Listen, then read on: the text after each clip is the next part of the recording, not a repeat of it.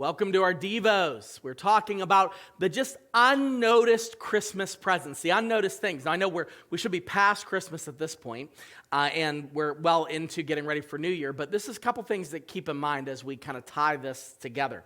With regard to Christmas, one other consideration that Christmas brings us that we often forget is Christmas brings a reason for humility.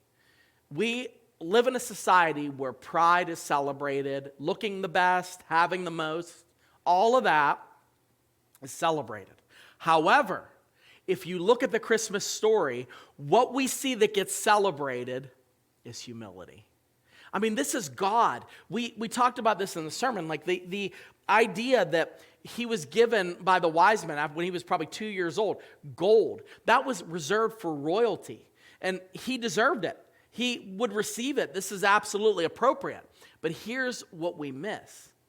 The Christmas story shows the humble way that the God King came to this earth and chose to be known at first in the most humble and lowly of circumstances by a poor couple that couldn't even afford to participate in the ritualistic sacrifices of the Jewish culture at the time, witnessed by shepherds, societally unaccepted people that were a lot of times ostracized and looked down upon. And we see this visitation happening in this most humble circumstance. Christmas gives us an excuse to be humble. It says in Luke chapter 2, verse 7, it says, this young lady, this girl, gave birth to her firstborn son. She wrapped him in swaddling cloths. And Pastor Mike talked about this last week, this cloth, this farm tool that is used.